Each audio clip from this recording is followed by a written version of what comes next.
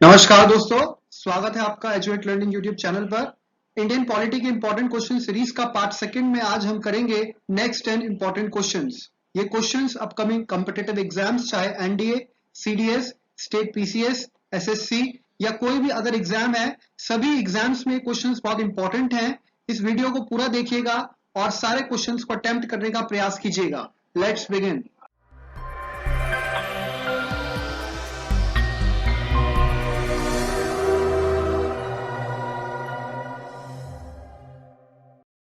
So students, these are the question and the first question for today is the Constituent Assembly of India was set up under the framework of भारतीय संविधान सभा किस framework के under इसका निर्माण हुआ, setup हुई।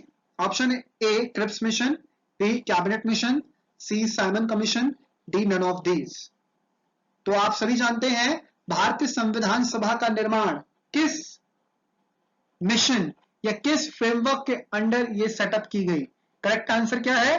Option number B cabinet mission plan. Cabinet mission plan, cabinet mission plan जो था वो 1946 में भारत आता है और कई बार क्लास में बताया इसमें 3 सदस्य थे और उन तीनों सदस्यों का नाम भी बहुत इंपॉर्टेंट है, कई बार बताया गया आपको। और वो 3 सदस्य थे sir Stafford Cripps, Patrick Lawrence and AV Alexander.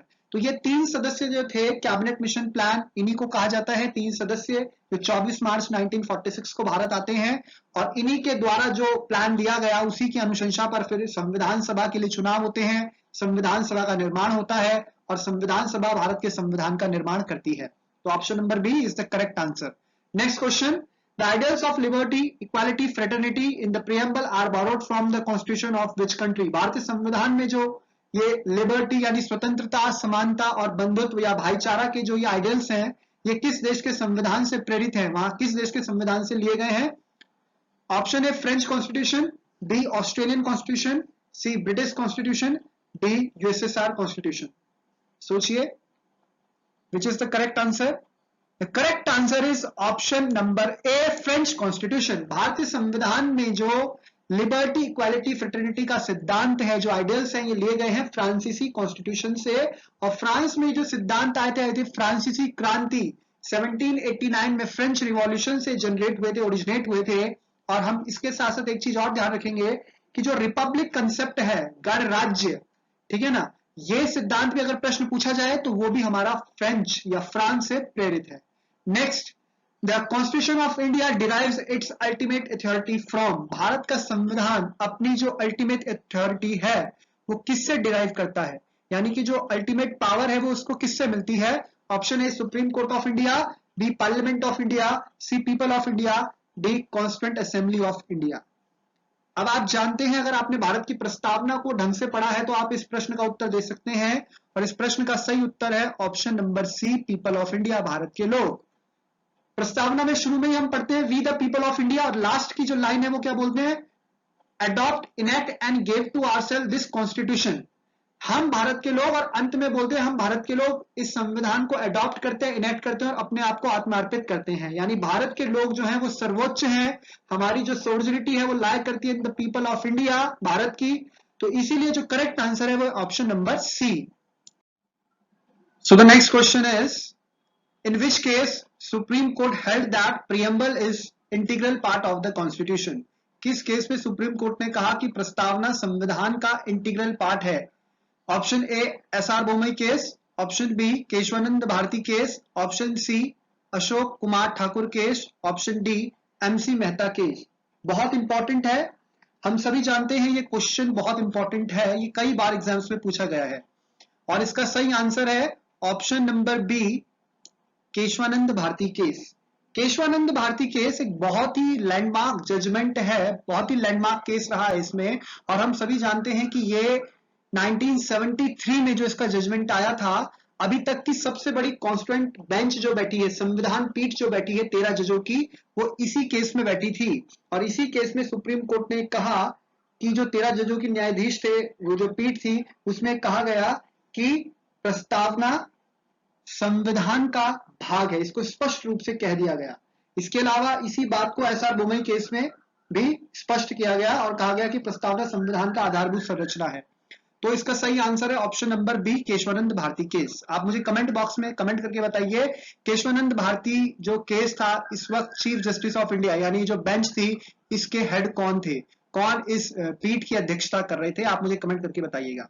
Next question है the constituent Assembly of India comprised of, भारतीय संविधान सभा में कितने सदस्य, जो तो अलग अलग सदस्य थे, मैंने आपको पिछले भी एक लेक्चर में बताया है, पिछले वीडियो में क्वेश्चन भी था कि जो कॉन्स्टिट्यूएंट असेंबली के मेंबर्स थे दे वर पार्शियली नॉमिनेटेड पार्शियली इलेक्टेड, तो उसी तरह से क्वेश्चन बनाया है कि इसमें जो सदस्य थे वो कहां कहां से कितने सदस्य थे। तो हमें सभी को पता है टोटल सदस्य थे 389। अब वो किस प्रकार से और कहां कहां से आते थे, ऑप्शन ए देखिए, बी देखिए, सी और डी, और फिर आप देखिए कि कौन सा ऑप्शन करेक्ट है। ये क्वेश्चन, ये पूरा चैप्टर क्लास में बहुत अच्छे तरीके से आपको बताया गया था, और अगर आपने ध्यान से पढ़ा है तो आप बता पाएंगे करेक्ट आंसर, जो कि सही है ऑप्शन नंबर ए। हम सभी जानते हैं संविधान सभा जिसमें कि सदस्य नॉमिनेटेड भी थे इलेक्टेड भी थे, उसमें टोटल 389 मेंबर्स थे, और 389 में से 296 सीट्स जो थी वो थी ब्रिटिश प्रोविंसेस से, और बाकी 93 सीट्स देसी रियासतों से आती थी जहां से कि सदस्य नॉमिनेट होके आते थे। जो 292 सीट्स हैं, 296 है टोटल ब्रिटिश प्रोविंसेस की, 292 उसमें से आती थी ब्रिटिश प्रोविंसेस से, और बाकी जो 4 सीट्स थी वो आती थी चीफ कमिश्नरी से, और वो 4 चीफ कमिश्नरी भी आपको बताई गई थी। वो 4 चीफ कमिश्नरी थी दिल्ली, अजमेर, मारवा कुर्ग और ब्रिटिश बलूचिस्तान। तो यानी टोटल सीट्स जो थी 292 प्लस 4 प्लस 93, ये फॉर्मूला आपको याद रखना है, 292 प्लस 4 यानी 296 आती थी ब्रिटिश रूल वाले एरिया से यानी जो ब्रिटिश इंडिया था, और बाकी 93 सीट्स आती थी प्रिंसली स्टेट्स जो कि देसी रियासतें थी। Very important question. So here is the next question, the national anthem was adopted by the constituent assembly on which of the following day, संविधान सभा द्वारा किस दिन राष्ट्रगान को स्वीकार किया गया, अडॉप्ट किया गया। ऑप्शन ए है 24 of January 1947, B 22 of July 1947, C 24 of January 1950, D 26th of November 1949, and the correct answer is option number C 24th of January 1950। हम सभी जानते हैं on 26th of November 1949 Constituent Assembly adopt, enact and gave to ourselves this constitution। इसके बाद संविधान सभा की जो बैठक होती है, अंतिम बैठक, वो होती है 24 जनवरी 1950 को, और इस दिन संविधान पर हस्ताक्षर किए जाते हैं संविधान सभा के सदस्यों द्वारा।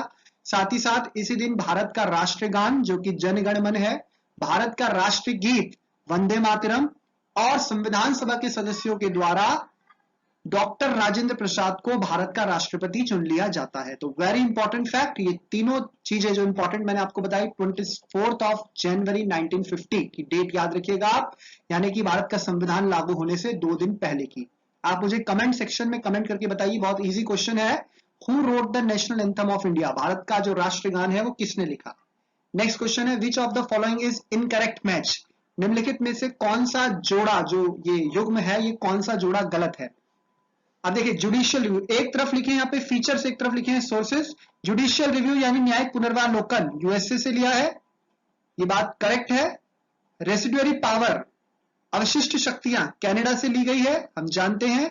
भारत में अवशिष्ट शक्तियां किसके पास है, कमेंट करके आप मुझे बताइएगा, सेंट्रल गवर्नमेंट या स्टेट गवर्नमेंट के पास। सिंगल सिटीजनशिप एकल नागरिकता ब्रिटेन से लिया गया है, बिल्कुल करेक्ट है। Nomination of members to Rajya Sabha France, ये गलत है। Nomination of members to Rajya Sabha, Rajya Sabha में जो हम सदस्य मनोनीत करते हैं, ये जो प्रोविजन है ये हमने फ्रांस से नहीं लिया है, ये फीचर तो कहां से लिया गया है, आयरलैंड से लिया गया है, यानी कि ये फोर्थ वाला गलत है। तो ऑप्शन कौन सा करेक्ट हो जाएगा इसमें, डी, डी में फोर्थ है, तो this is the correct answer. Next question, choose the incorrect sentence among the following, इनमें से जो गलत वाक्य है उसको चुनिए। The objective resolution passed by Pandit Nehru was what became the preamble of our constitution, यानी पंडित नेहरू द्वारा जो संविधान सभा में उद्देश्य का प्रस्ताव प्रस्तुत किया गया वही भारत का आगे चल के प्रीएम्बल बनता है। ऑप्शन बी है preamble is enforceable in the court of law, यानी कि जो प्रस्तावना है इसको कानून यानी कोर्ट में जो है इसको लागू कराया जा सकता है, enforceable in court of law. Option C है preamble of Indian constitution has been amended only once in 1976, भारत की प्रस्तावना को केवल एक बार संशोधित किया गया है 1976 में। और डी ऑप्शन है preamble proves the sovereignty lies ultimately with the Indian people. ये जो प्रस्तावना है इसमें जो संप्रभुता की बात की गई है, संप्रभुता अल्टीमेटली भारत के लोगों पे लाई करती है। तो ये आपको बताना है कि इसमें से कौन सा सेंटेंस इनकरेक्ट है, सोचिएगा। And the correct answer is option number B. यहां पर बी जो सेंटेंस है वो इनकरेक्ट है। पहला जो आपका ऑप्शन है बिल्कुल सही है, ए भी सही है, सी भी सही है, डी भी सही है। Preamble is enforceable in court of law, it is wrong statement. प्रस्तावना जैसे डीपीएसपी है वो भी enforceable in court of law नहीं है, उसी प्रकार प्रस्तावना भी enforceable in court of law नहीं है। इन्हें जो है आप न्यायालय में लागू कराने के लिए यानी प्रवर्तित कराने के लिए नहीं कह सकते, ठीक है ना। तो ये चीज आप ध्यान रखिएगा। जबकि फंडामेंटल राइट्स क्या है, they are enforceable in court of law. Next question, which of the following are the common features of India and UK. अब देखिए जरा, भारत और यूके के जो संविधान है यानी इन दोनों देशों में जो राज व्यवस्था है उसमें कॉमन फीचर्स क्या है। फर्स्ट, सुप्रीमेसी ऑफ पार्लियामेंट यानी कि संसद की सर्वोच्चता। सेकेंड, अ रिटन कॉन्स्टिट्यूशन यानी कि लिखित संविधान। थर्ड, बायकैमरलिज्म यानी कि जो संसद है, सदन है, वो द्विसदनात्मक है, दो हाउसेस के। Fourth, prime minister is the leader of the largest party on the floor of house. प्रधानमंत्री उस दल का लीडर होता है जो कि सबसे बड़ी पार्टी होती है in the floor of house, यानी सदन में जो सबसे बड़ा दल है उसका नेता प्रधानमंत्री होता है। तो यहां पर जो option A B C D आपको दिए गए हैं, आपको बताना है इनमें से कौन सा करेक्ट है। यानी जो चार इंपॉर्टेंट फीचर्स हैं, कॉमन फीचर्स हैं, ये इनमें से कॉमन फीचर्स कौन से हैं भारत और ब्रिटेन के बीच में।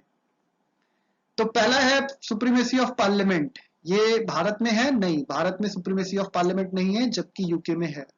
रिटन कॉन्स्टिट्यूशन, भारत में रिटन कॉन्स्टिट्यूशन है लेकिन यूके में नहीं है। बाइकैमरलिज्म ये है, भारत में भी जो है संसद के जो हमारी पार्लियामेंट है इसके दो सदन है, राज्यसभा, लोकसभा। और ब्रिटेन में भी जो पार्लियामेंट है उसके दो सदन है, House of Lords and House of Commons. तो ये चीज कॉमन है, थर्ड वाला सही है। Fourth, prime minister is the leader of the largest party, ये बात भी सही है। प्रधानमंत्री मोदी जो लार्जेस्ट पार्टी है फ्लोर में यानी कि जो लोकसभा में जो सबसे बड़ा दल है, उसी प्रकार बोरिस जॉनसन जो कि ब्रिटेन के प्रधानमंत्री है, सबसे बड़ा दल जो है उसके लीडर है। तो ये यहाँ पे थर्ड और फोर्थ दोनों ही बातें सही हैं। तो यहाँ पे थर्ड और फोर्थ वाला कौन सा ऑप्शन है, option number C, third and fourth are correct. तो option number C is correct.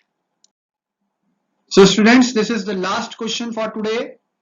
Which of the following characteristics is common between the federal system of India and USA? Bharat और America का जो संघवाद है उनमें इनमें से कौन कौन से जो फीचर्स हैं, कैरेक्टरिस्टिक्स हैं, वो कॉमन है, एक जैसी हैं। Option A, a single citizenship यानी एकल नागरिकता। B, 3 list in the constitution, संविधान में 3 सूचियां। सी, ड्यूअल जुडिशियल सिस्टम यानी द्वैध न्यायिक व्यवस्था। D, a federal supreme court for interpretation of the constitution, एक संघीय न्यायालय जो कि संविधान की व्याख्या करता है। तो बताइए इसमें से कौन कौन सा कॉमन है।